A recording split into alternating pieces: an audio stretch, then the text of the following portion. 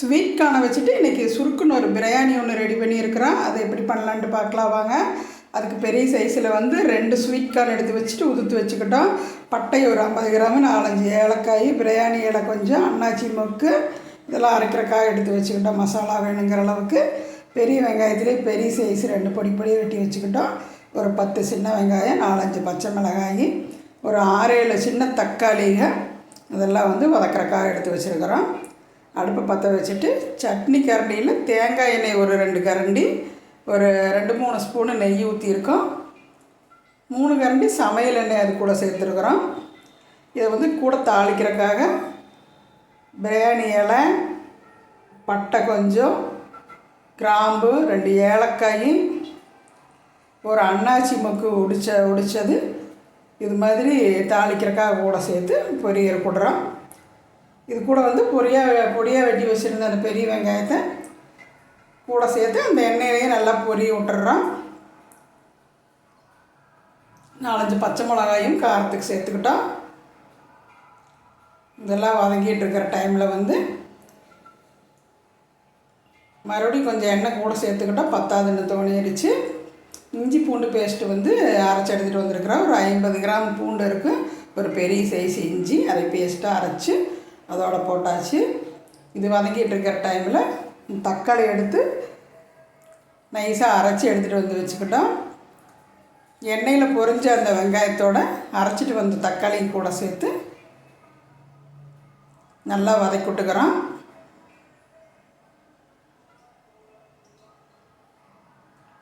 நல்லா எண்ணெயில் பொரிஞ்சிருச்சு வெங்காயம். அதுக்கப்புறம் வந்து அரைச்சிட்டு வந்த பச்சை தக்காளியை கூட சேர்த்து அந்த தக்காளியுமே நல்லா சொதும்பி வர்ற அளவுக்கு வதக்கிட்டுக்கிறோம்.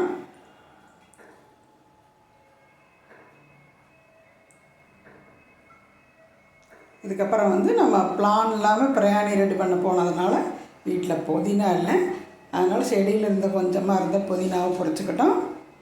கூடவே ஒரு பன்னீர் ரோஸ் இருந்தது ஃப்ரெஷ்ஷாக, அதையும் பொரித்து கழுவி எடுத்துக்கிட்டோம்.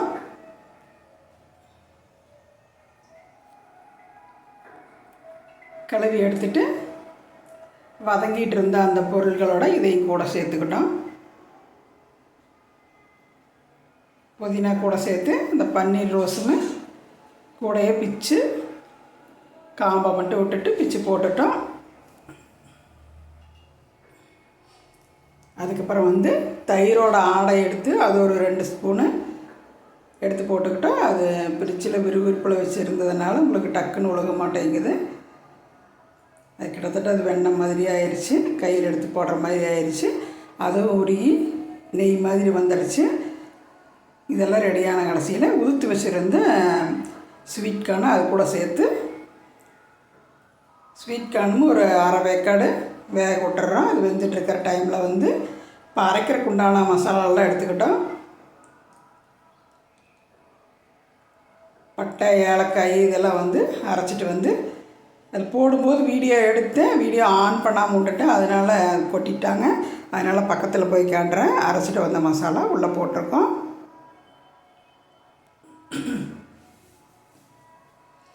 இதுக்கப்புறம் வந்து அது கூட கரம் மசாலா கூட சேர்த்துக்கிறோம். கரம் மசாலாவும் உங்களுக்கு ஒரு 10-20 கிராமில் இருக்கும். அதையும் அதோட கூட சேர்த்தாச்சு. இது கூட வந்து பிரியாணி மசாலாவும் கூட கொஞ்சம் சேர்த்துக்கிறோம்.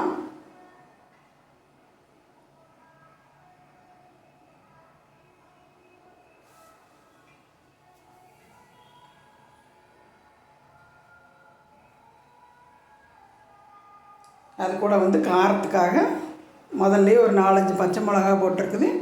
இது கூட வந்து 2 ஸ்பூன் தனி மிளகாத்தூள் கூட சேர்த்துக்கிட்டோம். சேர்த்து கான் பாதி வெந்துருச்சு.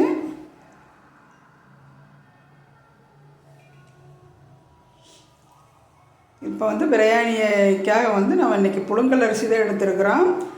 பச்சரிசி வந்து சில டைமில் வீட்டில் சில பேர்த்துக்கு சேர்றது இல்லைன்ட்டு அதில் புழுங்கல் அரிசி மட்டும் எடுத்துட்டோம். அதில் 2.5 டம்ளர் அரிசிக்கு 5 டம்ளர் தண்ணி விட்டு நல்லா ஒரு கொதி வந்துருச்சு.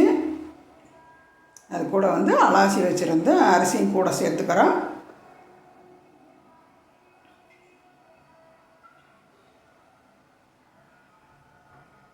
அலாசி வச்சுருக்கிற அரிசி கூட சேர்த்து லேசாக ஒரு கொதி வந்ததுக்கப்புறம் உப்பு காரமெல்லாம் திருப்பி செக் பண்ணி பார்த்துட்டு உப்பு காரம் மறுபடியும் கொஞ்சம் பத்தலை கூட மறுபடியும் கொஞ்சம் மிளகாத்தூள் உப்பு சேர்த்து கொஞ்சம் உரப்பு ஜாஸ்தியாக இருக்கையில் மூடிட்டோம். அப்போ தான் வந்து உங்களுக்கு வெந்து வரும்போது ஆவரேஜ் ஆகு.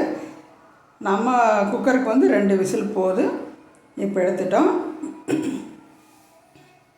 சாப்பாடு ஒன்றோட ஒன்று ஒட்டாமல் நம்ம நினச்ச மாதிரியே வந்து இருந்துச்சு.